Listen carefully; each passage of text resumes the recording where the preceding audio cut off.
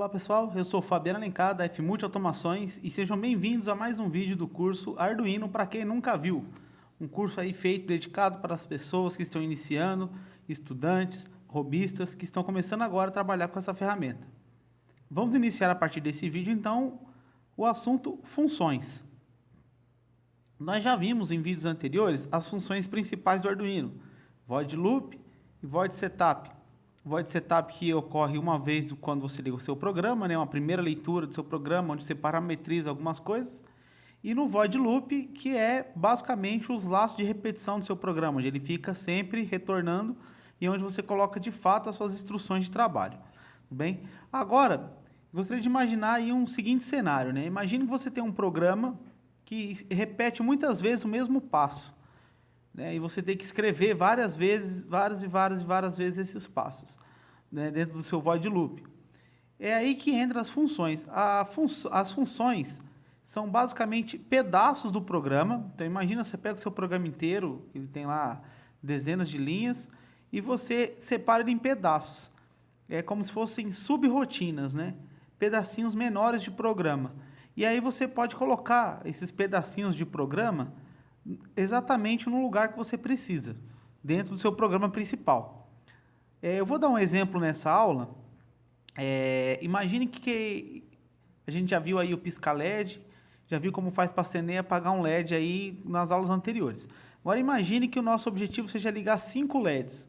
Então eu vou ligar o LED, um em cada terminal do Arduino, um na porta 2, um 3, um na 4, um na 5 e um na 6. E então eu peço que vocês façam um programa que liga o primeiro LED, espera um segundo, desliga, e depois liga o segundo LED, segundo, desliga, liga o terceiro. Enfim, faça isso durante 5 vezes, ou seja, faça os LEDs ligarem e desligarem na sua sequência, né? Ligo o 1, depois ligo o 2, depois ligo o 3, liga e desliga, né? E eu vou mostrar para vocês como que esse programa funciona e como que a gente pode resolver isso com funções de uma maneira muito fácil, só para a gente poder entender bem como que é a função. Para entender melhor o que são as funções, precisamos entender como declarar uma função, né? Como dizer que aquilo é uma função. Assim como a gente faz com as variáveis, né? A gente declara lá variável, int, e etc e tal, as funções têm a mesma necessidade. Você também precisa declarar uma função para poder trabalhar com ela. Tá? Aqui eu dei um exemplo, então é o tipo, o nome, entre parênteses você coloca o parâmetro dessa função, daqui a pouco a gente vai entender o que é esse parâmetro, abre chaves, coloca as instruções que você quer dentro, não tem limite, você pode colocar todas as instruções aqui dentro se quiser, fecha a chave, tudo bem? Então, uma função nada mais é do que isso, você pega um pedacinho de programa, essas instruções todas que estão aqui, elas estão dentro do seu programa normal, lá dentro do void loop. Então, você tira ela de lá e coloca dentro de uma função, caso ela seja repetida várias vezes. Tudo bem? Esse tipo que a gente colocou aí na frente, durante esse curso nós vamos ver apenas os tipos inteira e void. Na verdade, mais o tipo void. Tipo void é um tipo de função que não retorna valor. Tá? A partir das outras, eu tenho o tipo inteira, tenho o tipo booleana, eu tenho o tipo float, enfim, eu tenho basicamente todos os tipos de dados que podem ser retornados. Tá? E a gente vai ver essa questão de retorno de função num outro curso futuro, não é o objetivo aqui. Aqui, nesse momento, vamos explicar como funciona a função, como habilitamos a ação, como chamamos essa função, como trabalhamos dentro dela.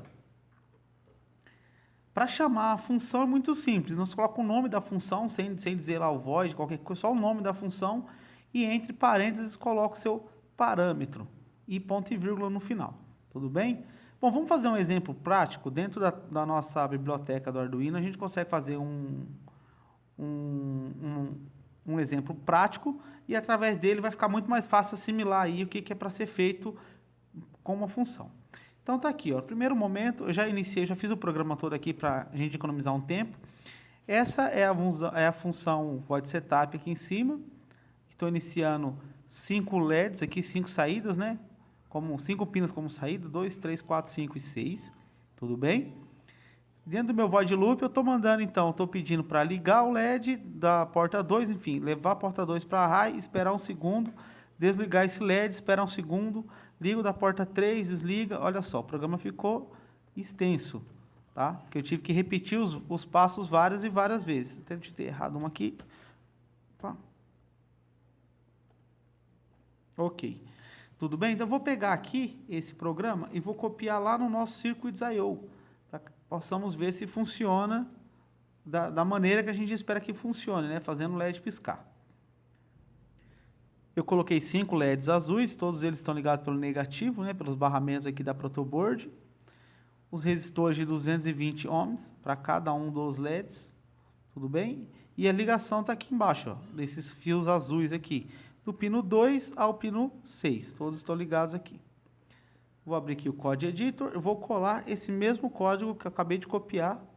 Ó, pronto, uma vez copiado o código, o mesmo código que a gente usou lá, vou dar aqui um upload e run, e vamos acompanhar aqui o que acontece no programa.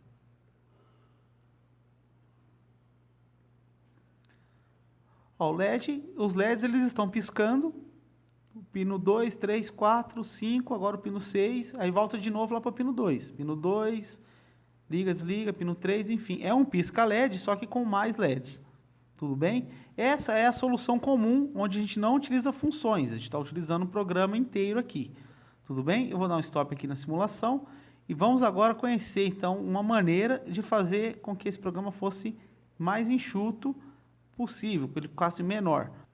Bom, para começar então a nossa edição, vamos iniciar criando a nossa função. A nossa função ela deve ser criada fora do void loop, tá? Então, e do void setup também. Então, eu crio ela aqui antes do void setup ou após o void loop, após o fechamento aqui do void loop. Eu vou iniciar ela, que eu vou criar ela depois do void loop, por uma questão estrutural. Então, eu vou criar ela aqui embaixo, depois que fecha o void loop, ou seja, aqui acaba o programa. O nosso microcontrolador não compila nada além dessa chave.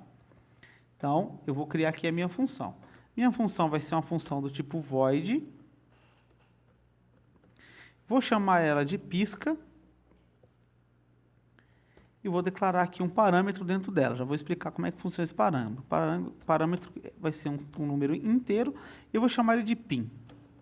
P-I-N. Fecha parênteses, abre chave, fecha chave. Tudo bem? As instruções que virão aqui dentro dessa função, aqui tem 2, vamos fechar um. Então, as instruções que estarão dentro dessa função, aqui dentro dessas duas chaves, são as instruções que fazem parte dessa função, tudo bem? Então, de cara, eu vou fazer algumas coisas aqui. Primeiro, eu vou determinar, então, que PIN, tá? O PIN é como se fosse uma variável, eu vou explicar passo a passo, tá? Então, vou dizer que o PIN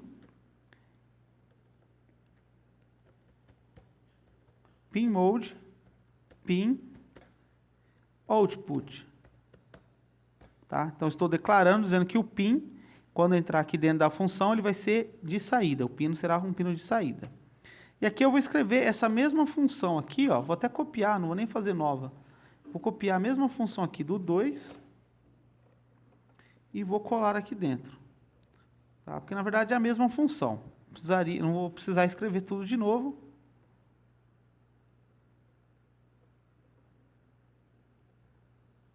Tá aqui. Pin mode, PIN output, digital write 2, tal. Onde está 2 aqui, eu vou substituir para PIN.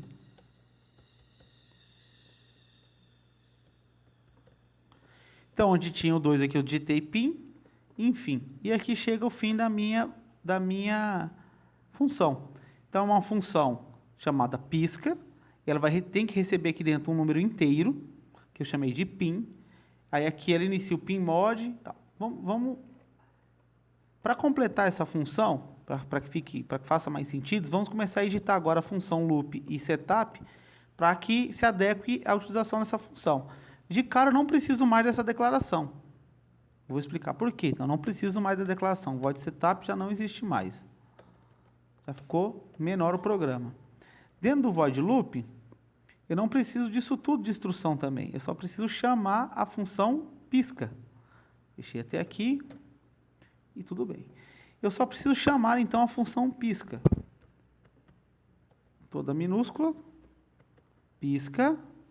Abro parênteses. Coloco dentro o número de um pino. No caso aqui, o pino 2. Fecho parênteses. E ponto e vírgula. E faço isso para cada uma das portas que eu quero acionar. Vamos lá. Pisca. 4. Ponto e vírgula, pisca 5, ponto e vírgula, e pisca 6, ponto e vírgula. Tudo bem? Explicando o que vai acontecer agora aqui no programa. Já ficou completo aqui, agora vai dar para explicar direitinho. Então, entrou no void loop, ele vai chegar nesse momento aqui, pisca. O programa vai entender, então, que ele vai procurar, pelo parâmetro que está aqui, pela declaração, a gente tem aqui a declaração aqui fora, né? Ela chama pisca, e dentro dela vai ter um parênteses, né, na frente dela, e tem uma informação que vai vir dentro desse parênteses. Então, eu coloco aqui, pisca. Quando eu coloco abre parênteses e fecha parênteses, eu estou dizendo para o meu programa que se trata de uma função externa. Então, ele vai procurar onde está essa função chamada pisca. Tá? E o número que está dentro aqui, o nome que está dentro dos parênteses, né, o número que está aqui dentro, se trata de um parâmetro. Eu estou parametrizando a função. Então, eu estou chamando pisca, parametrizando com 2. Quando ele vem para cá, ele considera aqui void pisca, e aqui dentro, onde está int pin, ele transforma em 2, porque o valor que está vindo é um valor inteiro, que é o valor 2 é um número inteiro. Valor 2. Dentro aqui do pin mode, então, onde está pin, ele substitui por 2, output, digital write, pin vira 2. Entenda que funciona como se fosse uma constante, como se fosse uma variável que a gente viu em aulas anteriores. Então, onde está escrito pin, ele vai substituir por 2, que é o número que foi passado pelo parâmetro. Quando chega aqui no final da chave, ele volta para cá na linha de baixo. Então, ele estava na linha 2, ele vem para cá. A linha de baixo diz o quê? Pisca 3, ou seja, chama a função pisca, dessa vez passando o número 3 como parâmetro. E ele vem aqui, void pisca, aqui onde estava 2 agora há pouco, agora virou 3, que é o número inteiro.